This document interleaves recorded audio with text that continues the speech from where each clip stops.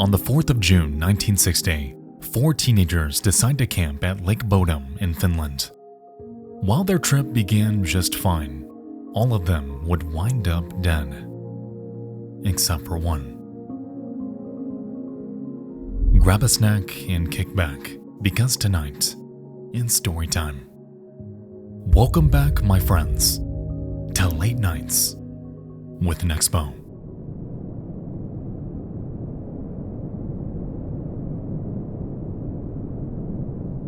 You awake from a shallow sleep. For a moment, you think it's morning already, but then you remember it's still night. During the summer in Finland, midnight is indistinguishable from dawn. From where you lay inside your tent, the night sounds perfectly peaceful. Crickets chirp softly outside. Not far away, the lake's gentle waves lap rhythmically against the shore. It's idyllic. And yet, you can't shake the sense that something is wrong. Something imminent. Then you hear it. A crunch of foliage outside the tent. Then a quick twang, the sound of a rope snapping. Someone is cutting the cords that hold up your tent. You try to escape, but the tent is already collapsed down around you, smothering your cries for help.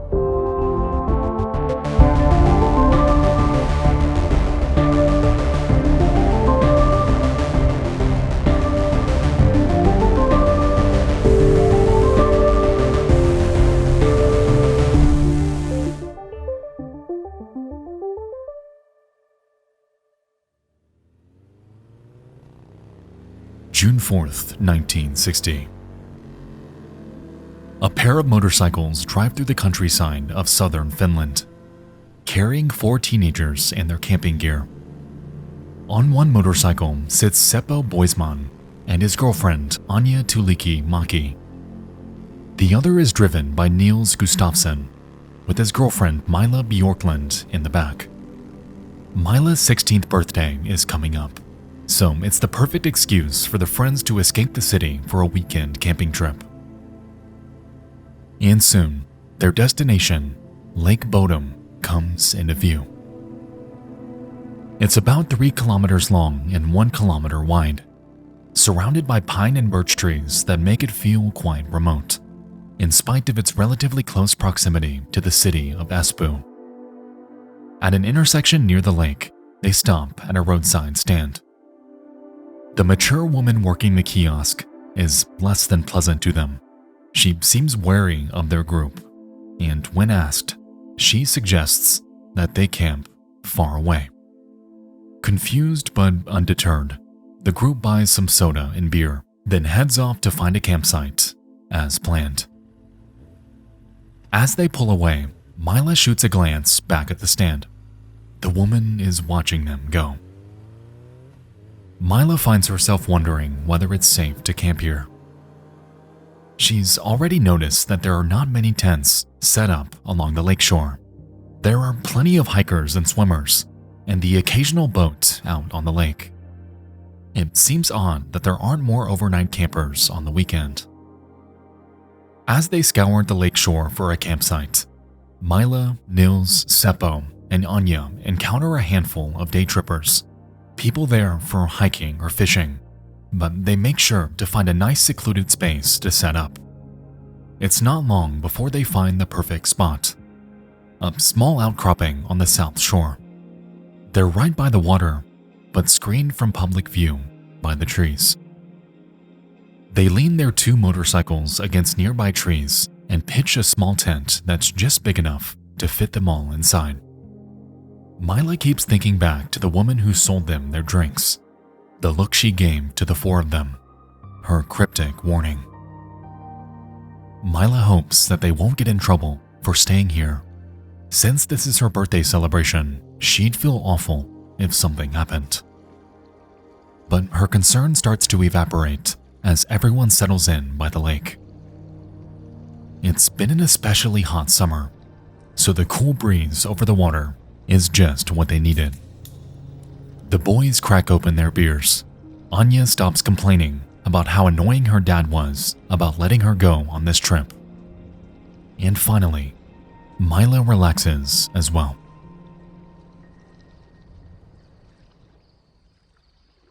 The day comes to an end, but the sun doesn't set. They may be in southern Finland, but they're still close enough to the Arctic Circle that the sun never fully sets in the summer. It dips low until it's barely touching the horizon and stays there. And as night falls, the sky dims to a sort of warm twilight, a phenomenon known as a midnight sun. All in all, it gives everything a beautiful, eerie look. By 2 a.m., both of the boys are drunk, and Anya is sleeping. It gives Milo enough privacy to make a quick entry in her diary, made possible by the light of the midnight sun. She writes that the boys are still awake, that Seppo is out fishing. She doesn't write for long, and soon she's putting away her diary to try to get some sleep. That entry would be her final words.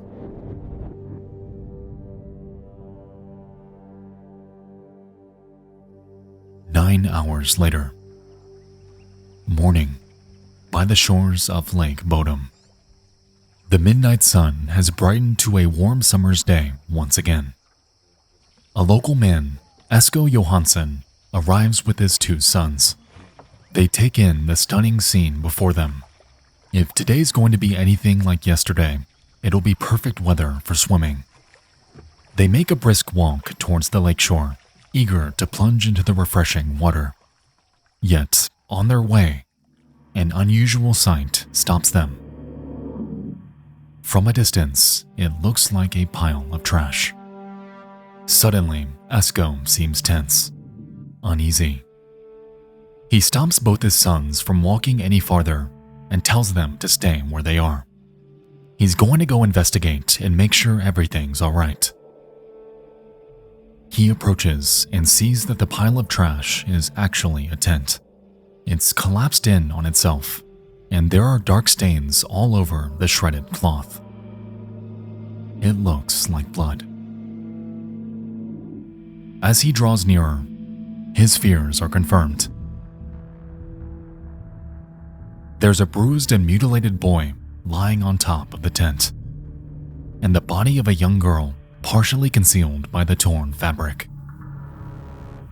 Immediately, Esko runs to the nearest phone and calls 112, Finland's emergency services number, and within an hour, the police are swarming the scene. The body that had first drawn Esko's attention is that of Nils. He's barefoot and covered in blood. His face and skull show signs of intense blunt force trauma, and the tent beneath him is slashed to ribbons. The other body spilling out of the tent belongs to Milo, and the state of her body is even more horrifying. Her bones are broken, and she's covered with deep stab wounds. She's been stripped from the waist down. Inside the tent, the police find both Seppo and Anya with similar wounds all over their bodies, though none as extreme as Milo's. Each of the teenagers have been stabbed and bludgeoned. They all have broken jaws and severely fractured skulls. While searching the tent, the police make a shocking discovery. Nils is still alive. The 18-year-old boy stirs, moaning in pain. Blood bubbles up from his mouth. He can't do anything besides moan. His severely broken jaw prevents him from speaking, and immediately, an ambulance whisks him off to the nearest hospital. By this point, bystanders are already starting to crowd around the crime scene, morbidly curious about what all the commotion is about. As the number of bystanders grows, it becomes clear that the police have neglected to set up a perimeter. The crime scene becomes an absolute mess, with countless pieces of forensic evidence trampled or lost. Amidst the commotion, what police are able to piece together is this. There's no obvious murder weapon, though the tent has been slashed as if by some sort of blade. It seems the attacker struck at them from outside the tent, and the teenagers fought to escape before succumbing to their injuries. Out of everyone, Nils was the only one who managed to get out. The tent itself seems to have been roughly ransacked, its contents scattered around the woods. A few key items are missing, including wallets and watches belonging to the boys, the shoes that Nils had been wearing, and the motorcycle keys. However, even so, the motorcycles have not been stolen, as both are still parked near the campsite. Mila still has her diary on her, but it doesn't provide any substantial clues. It seems she was too busy relaxing by the lake to note if anything was amiss. The only thing of note is that she was still awake at 2 a.m. and that both boys were drunk, though it's unsurprising for a pair of teenagers on a weekend getaway.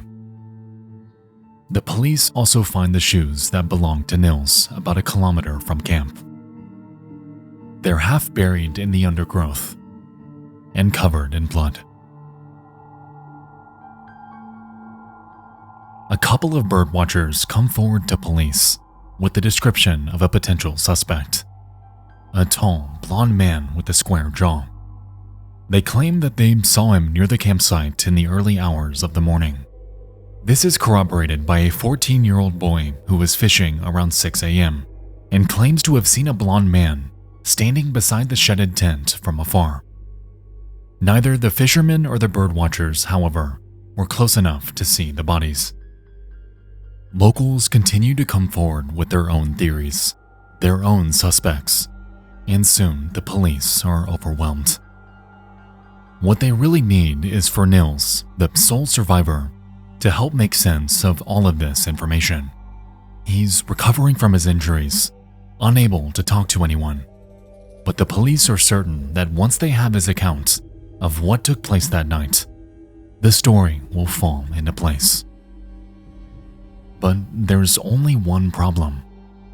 As he lies in his hospital bed, Nils can't remember a thing.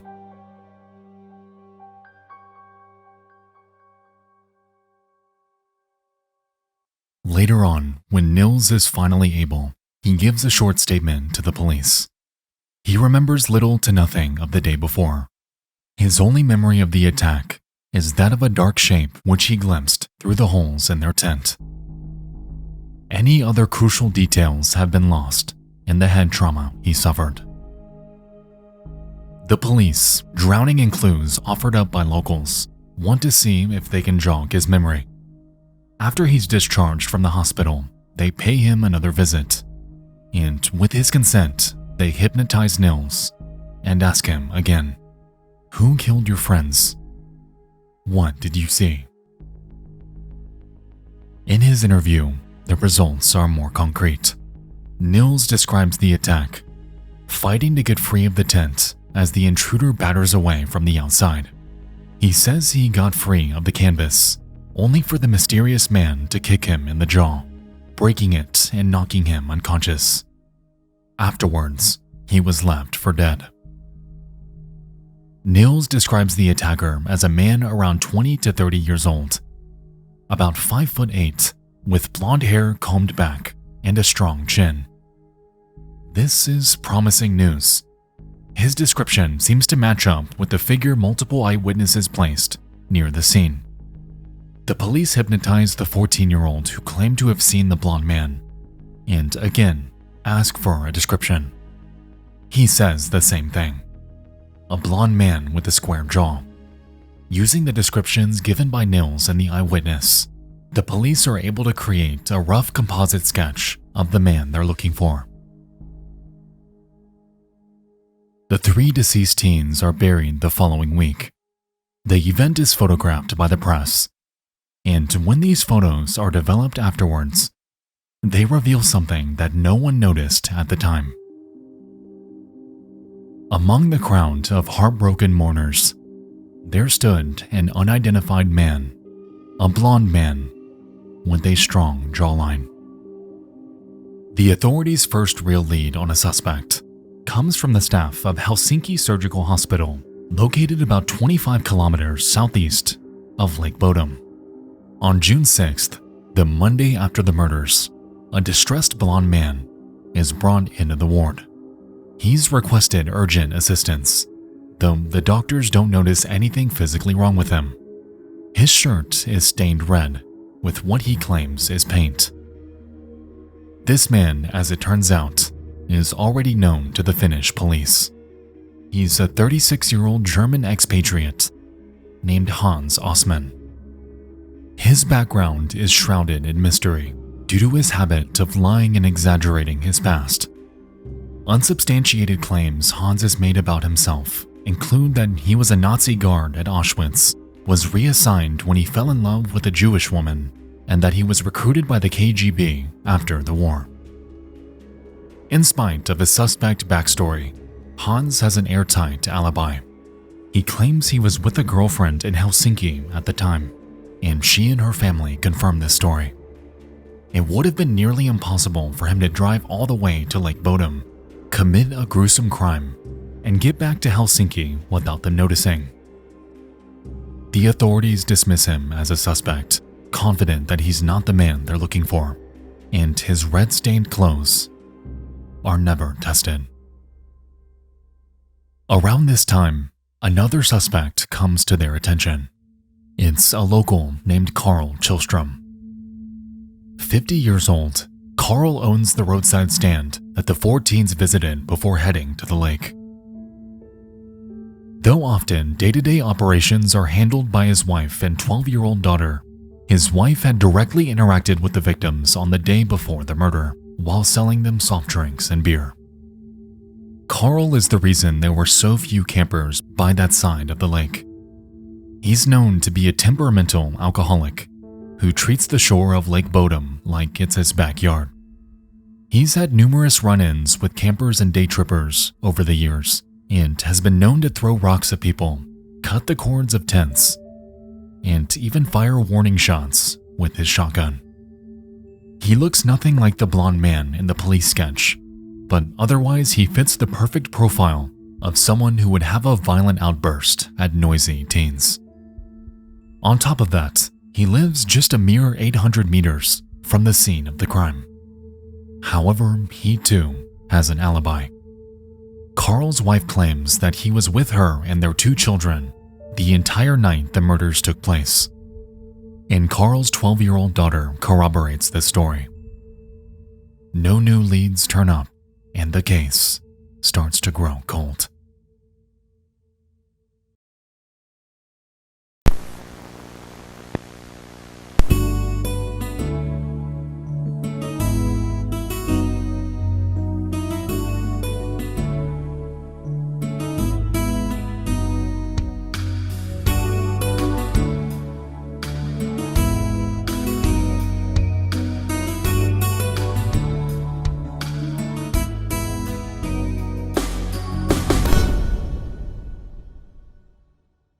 August 1969, 9 years after the murders by Lake Bodom.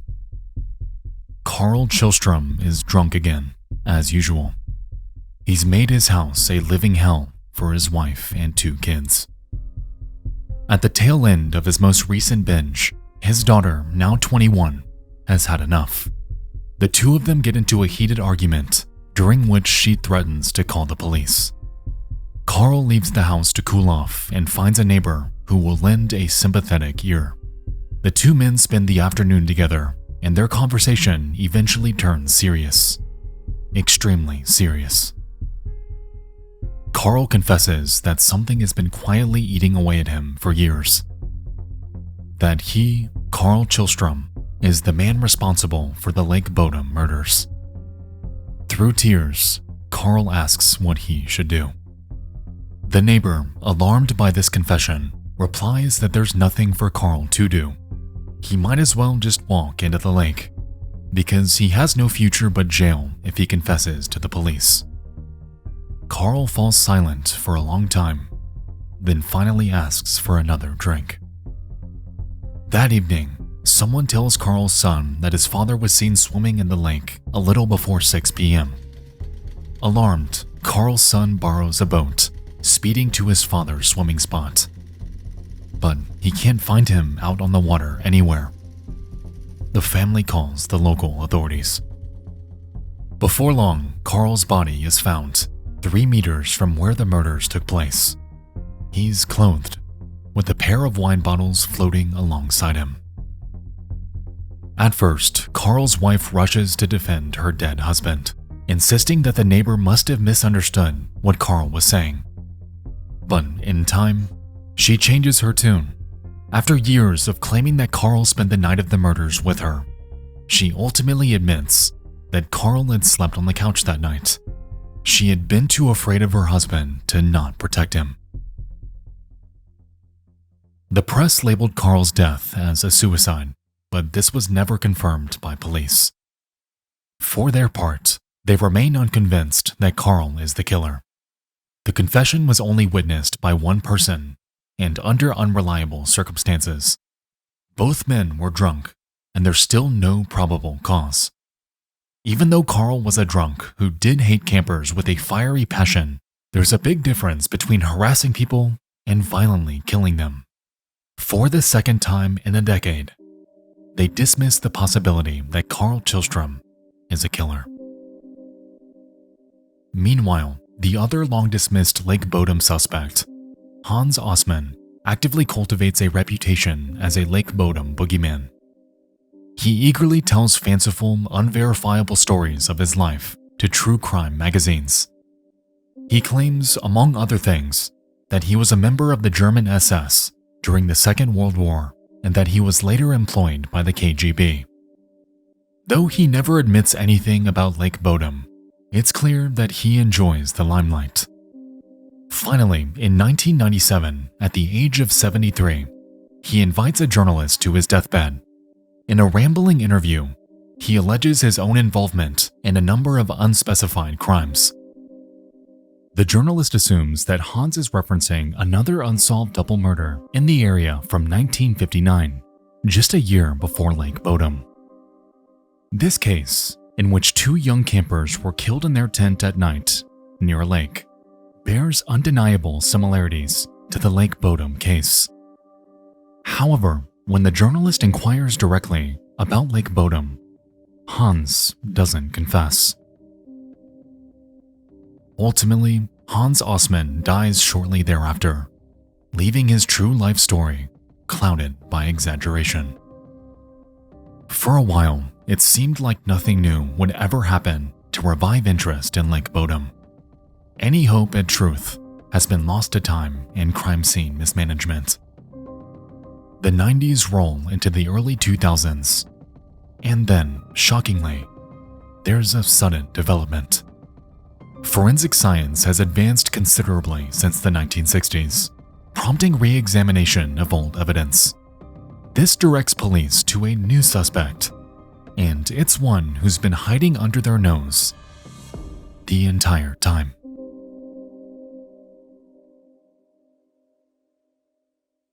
April 2004. Nils Gustafsson has lived a normal life for the past 45 years. Now in his early 60s, he's retired with a wife and 2 kids. The events of Lake Bodom seem so distant now, like they happened to another man in another life. That is, until he receives a visit from the police. They tell him that he's under arrest for the murder of Anya, Mila, and Seppo, and he's shocked. There's no statute of limitations on murder, but Nils had moved on from that traumatic period of his life, or at least so he thought. The blunders the police made back in 1960 make it a particularly thorny case to relitigate.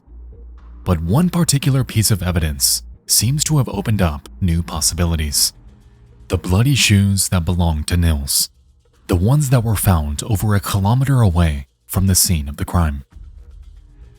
A forensic analysis of the shoes determines that the blood came from Nils' murdered friends, but none of it is from Nils himself.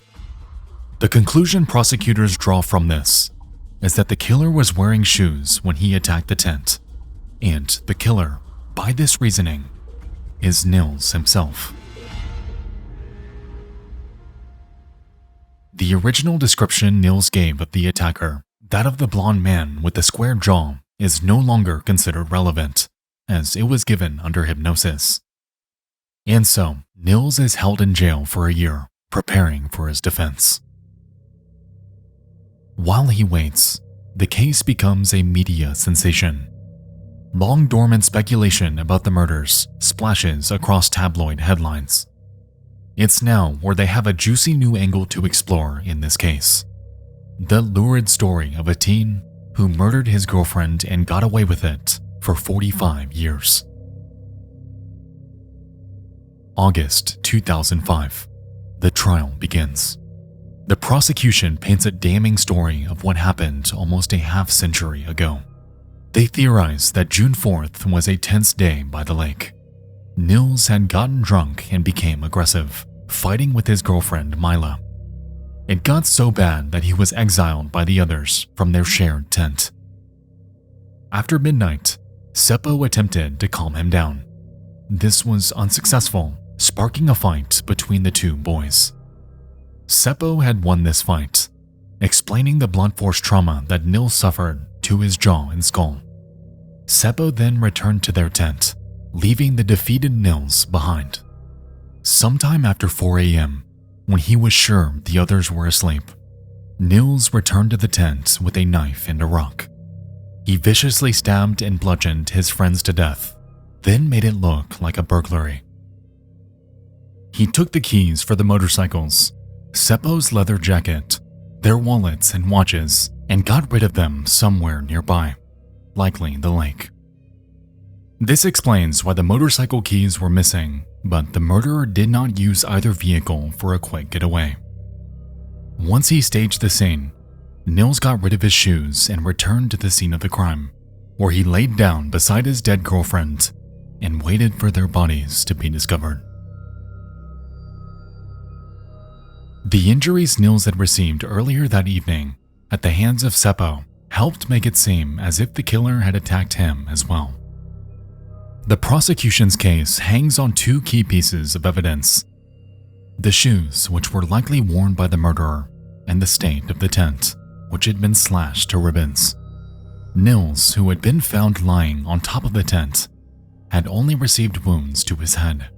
The prosecutor claims that he would have been severely cut as well if he had been inside alongside them. The other pieces of evidence are circumstantial.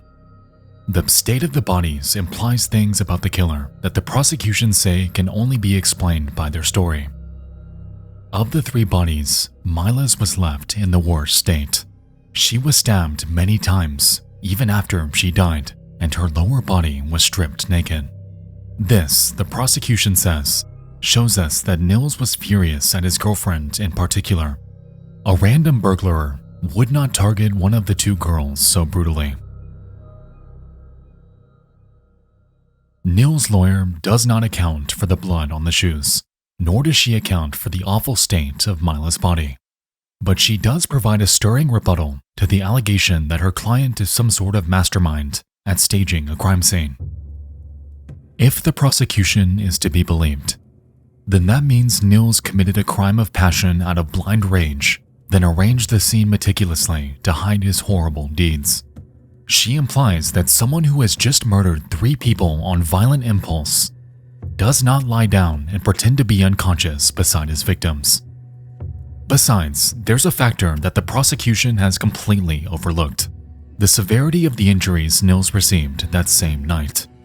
When he was picked up by police, Nils had a broken jaw and skull fractures. He was unable to speak due to his severe head injuries.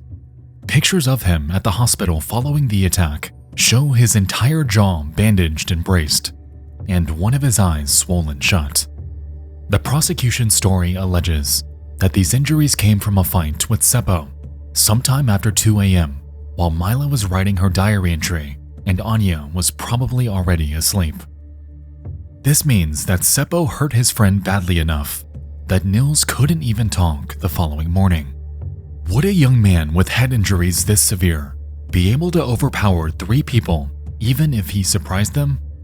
Would he have been able to walk half a mile away from the campsite to dispose of his incriminating shoes before returning and pretending to be unconscious? Head wounds are temperamental things. They can impede clear thought, memory, motor functions. The version of Nils Gustafsson that the prosecution is painted is someone who was both severely injured and preternaturally controlled in his revenge. This picture of Nils, his attorney argues, does not square with the facts. Besides, there's always the fact that teenage Nils' hair was decidedly more brown than blonde. Nils, for his part, maintains that his own memory of the night in question is spotty, thanks to his head injuries. In the end, the jury finds Nils not guilty. He's released from custody and is allowed to return to his quiet life with his family. But even still, he's not done with his life in the spotlight. The last year has been a harrowing relitigation of the most traumatic event of his life.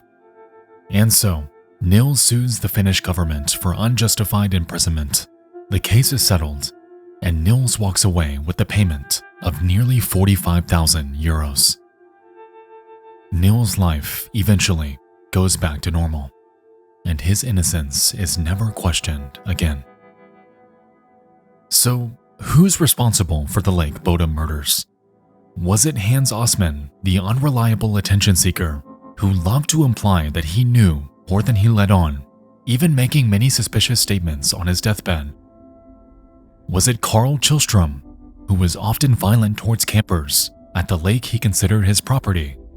Was it Nils Gustafsson, who committed a crime of passion that could never be proven in court? Or was it a random person, long since disappeared, somewhere in Finland?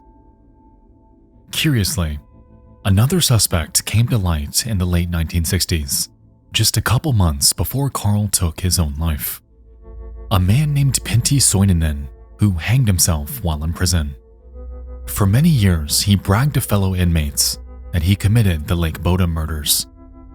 He did indeed grow up near Lake Bodom, but otherwise his claims were given little credence by police. Soininen was only 14 or 15 years old at the time of the murders, and it seems unlikely he could have overpowered 4 people, 2 of whom were 18-year-old men. Though guilty of plenty of other crimes, Soininen is considered innocent in the Lake Bodom murders. However, his alleged confession shows a chilling possibility. Perhaps the murderer's name was never known to police at all. The tall blonde man supposedly on the shores that morning and allegedly photographed among the crowd at the funeral in 1960 was never identified. Even if he was just a bystander who looked suspicious to passers-by, the real murderer could be just as anonymous. A nameless face in the crowd that helped trample evidence after the killing. And lest we forget, the murder weapon has, to this day, never been found. Wherever it lies, whether at the bottom of Lake Bodom, buried on its shores, or somewhere else entirely, even the midnight sun may never reach it.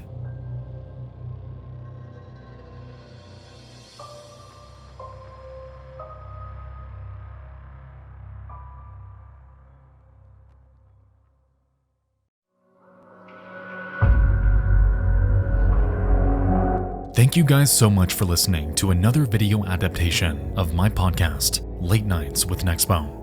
Right now, there are tons of exclusive mysteries available for you to listen to wherever you get your podcasts. So after this video, please head over and give it a follow. Any and all support truly means the world. Thank you all again for listening. I'll see you in the next one. I love you all. And good night.